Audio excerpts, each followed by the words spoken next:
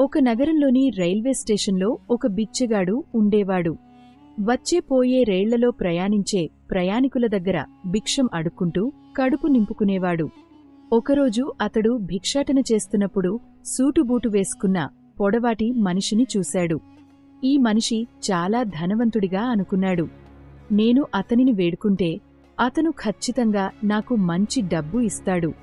అతను వెళ్లి ఆ పొడవాటి మనిషిని అడుక్కోవడం ప్రారంభించాడు. బిచ్చగాడిని చూసి ఆ పొడవాటి మనిషి, "నువ్వు ఎప్పుడూ అడుక్కుంటూ ఉండు" అన్నాడు.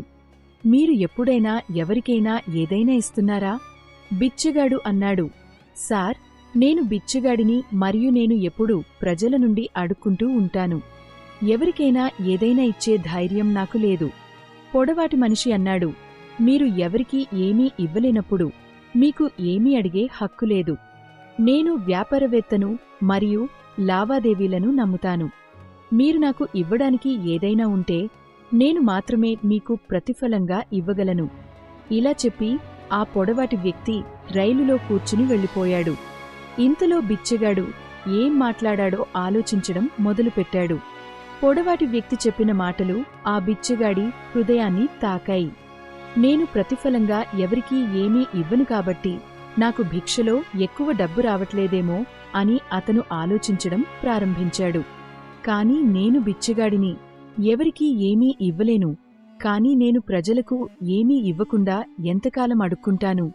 చాలా ఆలోచించి ఆ బిచ్చగాడు తనకి ఎవరు భిక్ష పెట్టినా దానికి ప్రతిఫలంగా ఆ వ్యక్తికి తప్పకుండా ఏదైనా ఇస్తానని డిసైడ్ అయ్యాడు. కాని ఇప్పుడు తానే బిచ్చగాడినే అని అతని మదిలో ఈ ప్రశ్న నడుస్తోంది కాబట్టి భిక్షకు బదులుగా ఇతరులకు ఏమీ ఇవ్వగలడు? ఇలా ఆలోచిస్తూ 2 రోజులు గడిచినా అతని ప్రశ్నకు సమాధానం రాలేదు. 3వ రోజు స్టేషన్ దగ్గర కూర్చున్నప్పుడు స్టేషన్ చుట్టుపక్కల ఉన్న మొక్కలపై పూస్తున్న కొన్ని పూలపై పడింది. భిక్షకు బదులుగా నేను కొన్ని పువ్వులను ప్రజలకు ఎందుకు ఇవ్వకూడదు అని అతను అనుకున్నాడు. అతను తన ఈ ఆలోచనను ఇష్టపడి అక్కడ నుండి కొన్ని పువ్వులను తీశాడు. ఇప్పుడు రైలులో అడుక్కోవడానికి వెళ్లాడు. ఇప్పుడు ఎవరైనా అతనికి భిక్ష ఇచ్చినా ప్రతిఫలంగా భిక్ష ఇచ్చే వ్యక్తికి కొన్ని పువ్వులు ఇచ్చేవాడు. ప్రజలు ఆ పువ్వులను తమతో సంతోషంగా ఉంచుకుంటారు. ఇప్పుడు బిచ్చగాడు ప్రతిరోజూ పూలు కోసి ఆ పూలను ప్రజలకు పంచిపెట్టేవాడు. కొద్ది రోజుల్లోనే ఇప్పుడు చాలామంది తనకు భిక్ష పెట్టారని గ్రహించాడు. స్టేషన్ దగ్గర ఉన్న పూలన్నీ కోసి తెచ్చేవాడు. అతని వద్ద ఉన్నంతవరకు చాలామంది అతనికి భిక్ష పెట్టేవారు. కాని పువ్వులు పూర్తయ్యాక అతనికి భిక్ష కూడా లభించలేదు. ఇది ప్రతిరోజూ కొనసాగింది. ఒకరోజు అతను భిక్షాటన చేస్తున్నప్పుడు అదే పొడవాటి వ్యక్తి రైలులో కూర్చోవడం చూశాడు. అతని వల్ల భిక్షకు బదులుగా పువ్వులు ఇవ్వడానికి అతనికి ప్రేరణ వచ్చింది. అతను వెంటనే ఆ వ్యక్తి వద్దకు వెళ్లి భిక్షాటన చేస్తూ ఇలా అన్నాడు, "ఈరోజు నీకు ఇవ్వడానికి నా దగ్గర కొన్ని పువ్వులు ఉన్నాయి. నువ్వు నాకు భిక్ష ఇస్తే ప్రతిఫలంగా నీకు కొన్ని పూలు ఇస్తాను." ఆ పొడవాటి వ్యక్తి అతనికి భిక్ష రూపంలో కొంత డబ్బు ఇచ్చాడు మరియు బిచ్చగాడు అతనికి కొన్ని పువ్వులు ఇచ్చాడు. ఆ పొడవాటి వ్యక్తికి విషయం బాగా నచ్చి, "వావ్, ఎంత విషయం! ఈరోజు నువ్వు కూడా నాలాగే వ్యాపారవేత్తవి అయ్యావు" అంటూ ఆ పొడవాటి వ్యక్తి పూలు తీసుకుని తన స్టేషన్లో దిగిపోయాడు. అయితే ఆ పొడవాటి వ్యక్తి చెప్పిన మాటలు ఆ బిచ్చగాడి హృదయాన్ని మరోసారి తాకాయి. ఆ పొడవాటివాడు మాట్లాడిన మాటల గురించి పదే పదే ఆలోచించడం మొదలుపెట్టాడు. అతని కళ్ళు ఇప్పుడు మెరిసిపోవడం ప్రారంభించాయి. ఇప్పుడు తన చేతుల్లో విజయపు కీ వచ్చిందని, దాని ద్వారా తన జీవితాన్ని మార్చుకోవచ్చని అతను భావించడం ప్రారంభించాడు. వెంటనే రైలు దిగి ఉత్సాహంగా ఆకాశం వైపు చూస్తూ చాలా పెద్ద స్వరంతో, "నేను బిచ్చగాడిని కాదు, వ్యాపారవేత్తను. నేను కూడా ధనవంతుడవుతాను."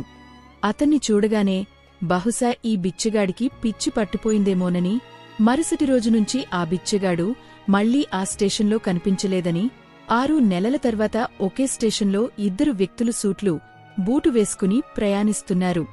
ఇద్దరూ ఒకరినొకరు చూడగానే ఒకరితో ఒకరు కరచాలనం చేసుకున్నారు. మరియు అతను అడిగాడు, "మీరు నన్ను గుర్తించారా?" రెండవ వ్యక్తి నో అన్నాడు. "ఎందుకంటే నా ప్రకారం మేము మొదటిసారి కలుస్తున్నాము." మొదటి వ్యక్తి చెప్పాడు, "లేదు, గుర్తుంచుకోండి, మేము మొదటిసారి కాదు, మూడవసారి కలుస్తున్నాము. రెండవ వ్యక్తి చెప్పాడు, నేను మొదటి 2 సార్లు కలిసినప్పుడు నాకు గుర్తులేదు. ఇప్పుడు మొదటి వ్యక్తి చిరునవ్వుతో అన్నాడు, మనం ఇంతకు ముందు కూడా 2 సార్లు ఈ రైలులో కలుసుకున్నాము. జీవితంలో నేను ఏమి చేయాలో మొదటి మీటింగ్లో మీరు చెప్పిన అదే బిచ్చగాడిని రెండవ మీటింగ్లో నేను నిజంగా ఎవరో చెప్పావు. రెండవ వ్యక్తి నవ్వి ఆశ్చర్యంగా అన్నాడు, ఓహ్, నాకు గుర్తుంది. నేను ఒకసారి భిక్ష ఇవ్వడానికి నిరాకరించిన మరియు రెండవసారి నేను మీ నుండి కొన్ని పువ్వులు కొన్న అదే బిచ్చగాడు.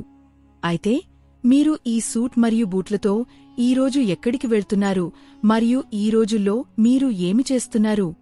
అప్పుడు మొదటి వ్యక్తి, అవును, నేను అదే బిచ్చగాడిని. అయితే ఈరోజు నేను చాలా పెద్ద పూల వ్యాపారిని.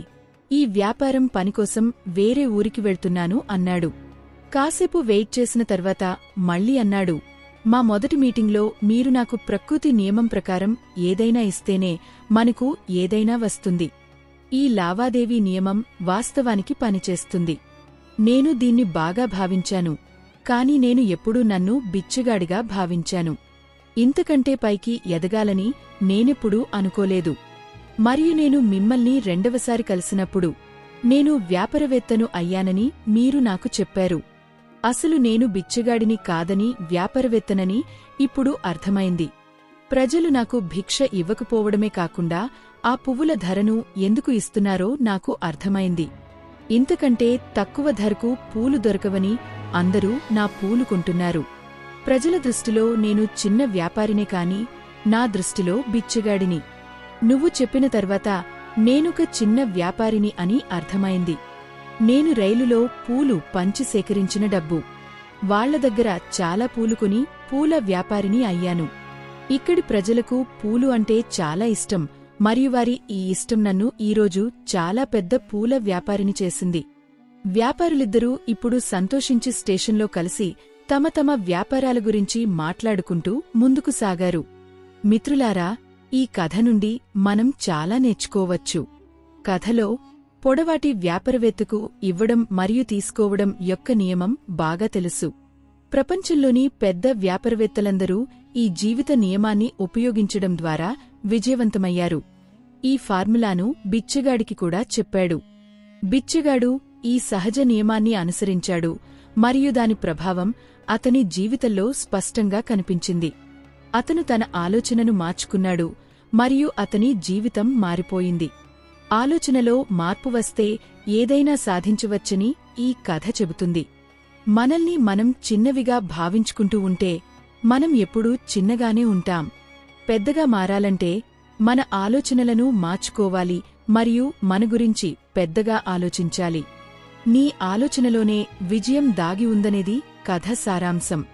మీ ఆత్మగౌరవాన్ని మేల్కొల్పండి, మీ ఆలోచనను పెద్దదిగా చేసుకోండి మరియు మీరు విజయ శిఖరానికి ఎలా చేరుకుంటారో చూడండి.